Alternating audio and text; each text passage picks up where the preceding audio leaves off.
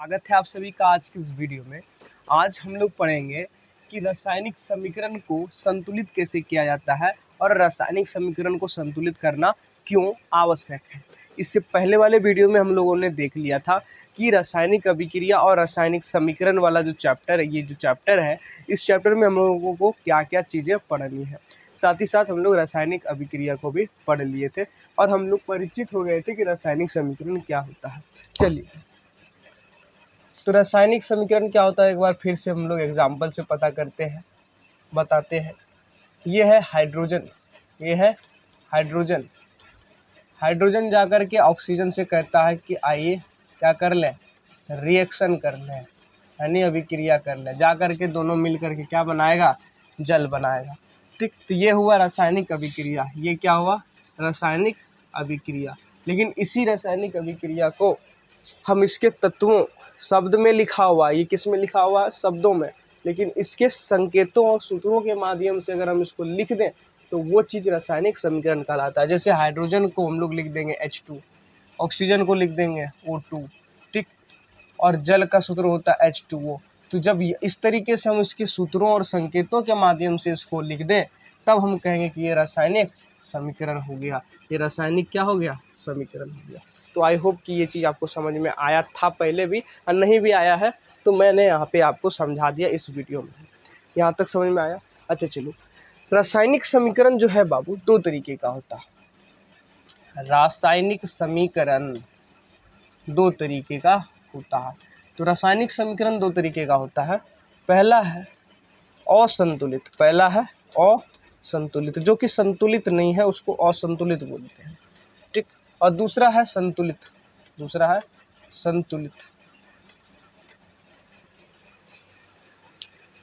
रासायनिक समीकरण दो तरीके का, एक असंतुलित रासायनिक समीकरण और एक दूसरा संतुलित रासायनिक समीकरण। देखो, असंतुलित रासायनिक समीकरण को एनसीईआरटी वाला क्या बोलता है, ये कंकाली समीकरण है, कंकाली। असंतुलित का एक दूसरा नाम भी है जिसको क्या बोलते हैं, कंकाली। तो ब्रैकेट में ये भी नाम आपको याद रख लेना है, ठीक। असंतुलित और संतुलित इंग्लिश में बोलते हैं, संतुलित को बोलते हैं बैलेंस्ड, बैलेंस्ड केमिकल रिएक्शन, और इसको अनबैलेंस्ड, जो कि बैलेंस्ड नहीं है, अनबैलेंस्ड केमिकल रिएक्शन। समझ में आया, अनबैलेंस्ड केमिकल रिएक्शन। अब ये संतुलित क्या है, असंतुलित क्या है, वो थोड़ा सा समझ लेते हैं। उसको समझने के लिए हम लोगों को समझना होगा क्या, हम लोगों को समझना होगा द्रव्यमान संरक्षण का नियम, द्रव्यमान संरक्षण का नियम, कि संतुलित का मतलब क्या है, असंतुलित का मतलब क्या है। उसके लिए हम लोगों को समझना होगा द्रव्यमान संरक्षण का नियम, law of conservation of mass. ये क्या कहता है कि द्रव्यमान को ना तो बना सकते हैं और ना ही इसको खत्म कर सकते हैं। द्रव्यमान का ना तो निर्माण संभव है और ना ही विनाश हो सकता है, ना ही विनाश हो सकता है और ना ही निर्माण हो सकता है।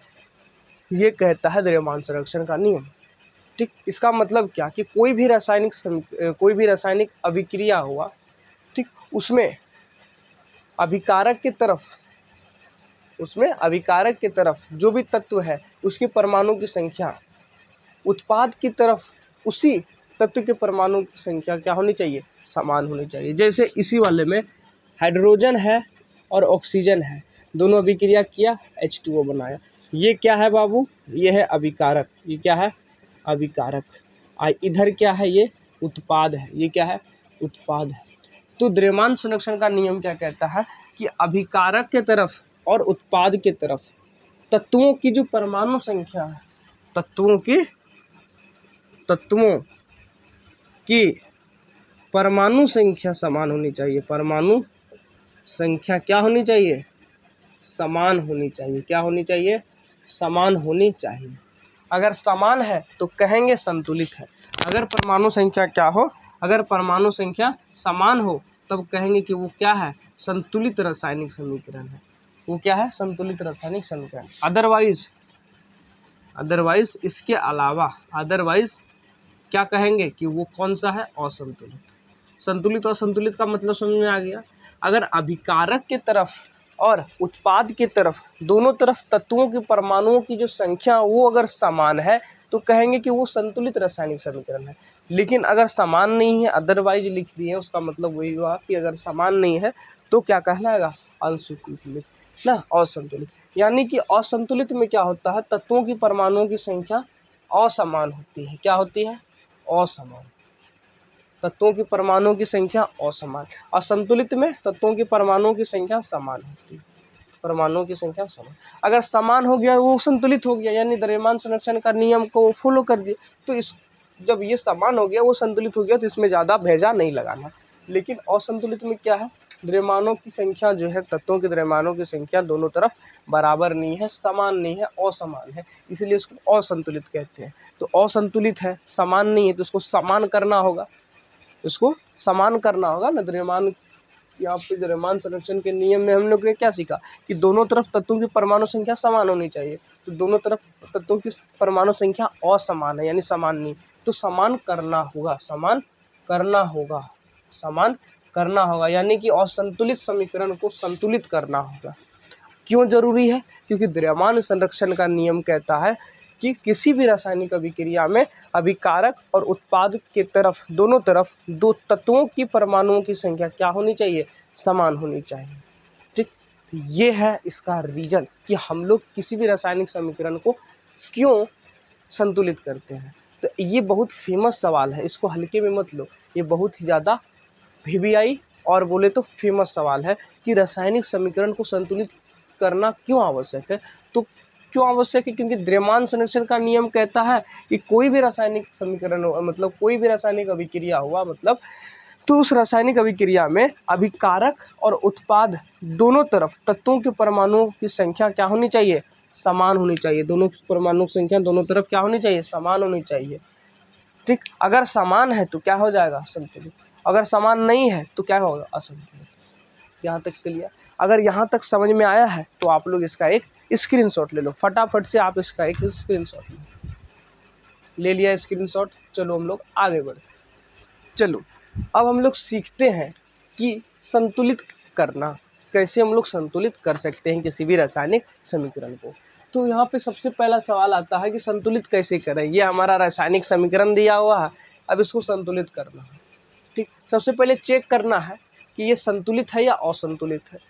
ठीक, संतुलित है या असंतुलित है। अगर संतुलित है तो फिर हमको कोई मतलब ही नहीं है, संतुलित करना था, पहले से संतुलित है तो अब हमारा काम आसान हो गया।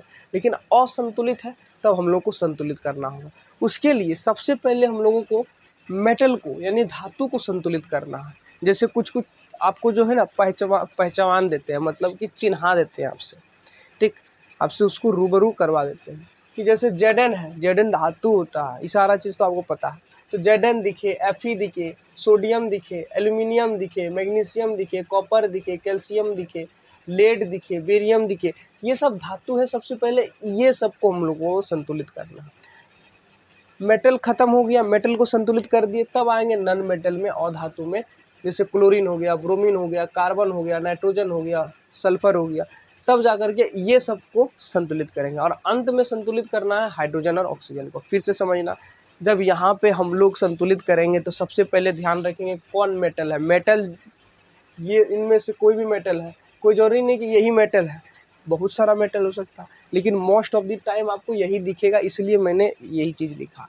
तो आपको ये सब दिखे, मेटल पहले दिखे तो मेटल को पहले क्या करना है, संतुलित करना है। और उसके बाद मेटल खत्म हो जाएगा, मेटल के बाद आएंगे नन मेटल को संतुलित करने के लिए, ये सब दिखेगा, नन मेटल है उसको संतुलित करना, और अंत में फिर हाइड्रोजन और ऑक्सीजन को संतुलित करना है। तो चलो स्टार्ट करते हैं हम लोग। सबसे पहला हमारे पास दिया हुआ है Zn है, HCl है, ZnCl2 और H2 बनाया। Zn आया, HCl आया, दोनों बोला कि चलो रिएक्शन करते हैं, रिएक्शन करके ZnCl2 और H2 बनाया।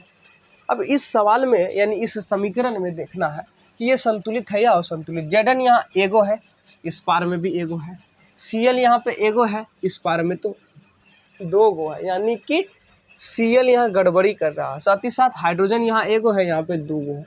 तो यहाँ पे जो है अभिकारक के तरफ तत्वों के परमाणु की संख्या और उत्पादों की तरफ तत्वों की परमाणु की संख्या समान नहीं है, यानी ये संतुलित नहीं है, असंतुलित है।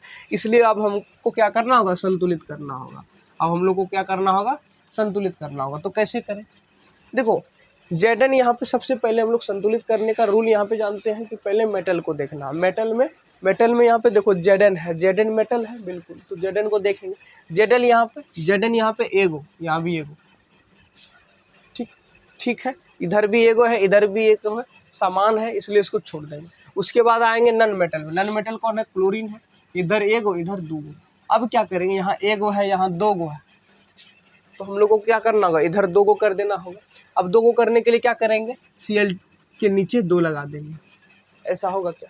ऐसा नहीं, Cl के नीचे दो नहीं लगाना। तो सर क्या करेंगे, इस हाइड्रोजन को सर इधर कर देंगे और दो यहाँ लगा देंगे। ये भी नहीं करना है। करना क्या है, करना जो भी कुछ करना है इसके आगे करना है। यहाँ पर Cl के नीचे नहीं लगाना है, Cl के यहाँ बगल में नहीं लगाना, जो भी तुमको करना है बाबू यहाँ पे करना, आगे में। ठीक, उसका मतलब क्या होता है कि हम गुना कर रहे हैं। जैसे यहाँ पे एगो है, यहाँ पे दो गो है, तो यहाँ पे दो गो करने के लिए दो से गुना करें। जब हम दो से गुना करेंगे तो Cl यहाँ एगो था और यहाँ पे दो से गुना कर दिए तो कितना हो गया, सीधा सीधी दो गो हो गया, यहाँ भी दो यहाँ भी। ठीक, अच्छा हाइड्रोजन यहाँ पे दो गो है। ठीक, हाइड्रोजन यहाँ पे क्या गो है, एगो पहले से था, दो से और गुना हो गया तो दो गो। अब देखो तो Zn एगो इस तरफ, Zn एगो इस तरफ, हाइड्रोजन दो गो इस तरफ, हाइड्रोजन दो गो इस तरफ, Cl दो गो इस तरफ, Cl दो गो इस तरफ। तो यहाँ पे हम लोगों ने क्या किया, इसको बैलेंस कर दिया। बैलेंस करने के बाद रिएक्शन आया Zn2HCl, ZnCl2 प्लस H2। वो देखो यहाँ पे 2 नहीं था, हम लोगों ने ये सारा चीज़ करने के बाद पता चला कि यहाँ 2 लगाएंगे तब जाकर के Cl से गुना होकर के 2 गो Cl है, तो इस पार में भी 2 गो Cl हो जाएगा। और हाइड्रोजन यहाँ पे एगो था, यहाँ पे 2 गो है, तो 2 से गुना होकर के क्या हो जाएगा, 2 गो हाइड्रोजन हो जाएगा। नहीं समझ में आया? मैं जानता हूँ तुमको कुछ समझ में नहीं आया। चलो अगला वाला देखो, तब समझ में आएगा। अच्छा, इस समीकरण में थोड़ा सा ध्यान देना। Fe क्या है, मेटल है। मेटल को पहले देखें, मेटल यहाँ पे क्या गो, Fe क्या गो है बाबू, एगो, यहाँ पे क्या गो, 3 गो ना, यहाँ पे 3 गो, यहाँ पे एगो, तो क्या करेंगे, 3 से गुना कर देंगे। 3 एक 3, 3 गो Fe, यहाँ भी 3 गो Fe, यहाँ पे 3 गो Fe। टेंशन खत्म, टेंशन खत्म। अच्छा देखो करना कैसे है, इसी को यहाँ उतार लेना, इसी को यहाँ पे उतार लेना, यानी कि लिख लेना नीचे में, और जो भी करना है इसमें करना, क्योंकि वो तो सवाल ना है, वो तो सवाल ना है। जो भी करना है हमको अपने कॉपी में करना, बोर्ड पे थोड़ा जा करके करना है। Fe यहाँ एगो, यहाँ 3 गो, तो यहाँ पे क्या करेंगे, 3 लगा देंगे, जिससे क्या हो जाएगा, Fe3 इधर भी, Fe3 को इधर, 3 पीस Fe इधर भी हो गया, 3 पीस Fe इधर भी हो गया।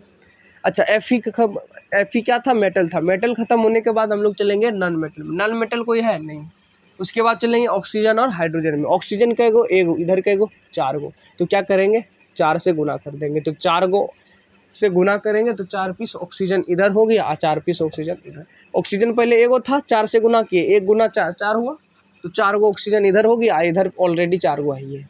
जब ऑक्सीजन को 4 से गुना किए, इसके साथ साथ हाइड्रोजन भी तो गुना हो गया।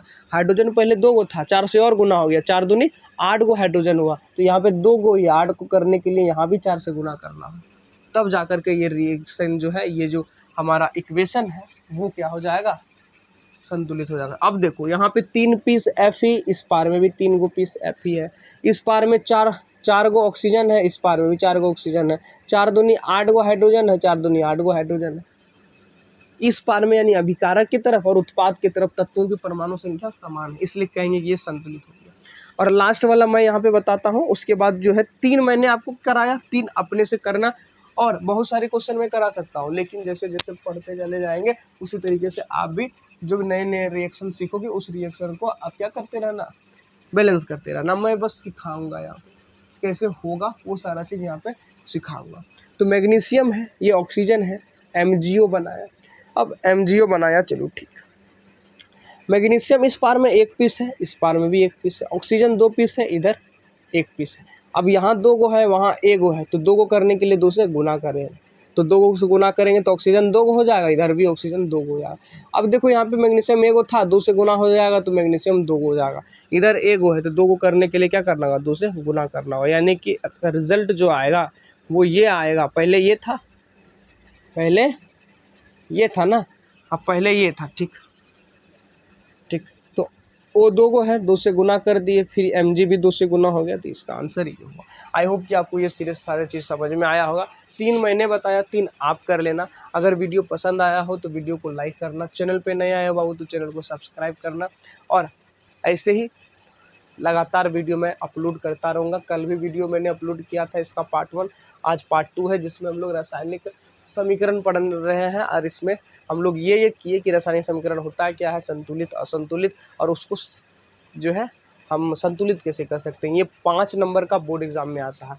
ठीक, तो ये आपको समझ में आ गया। 3 मैंने भी बताया, 3 आपके लिए होमवर्क भी दे दिया।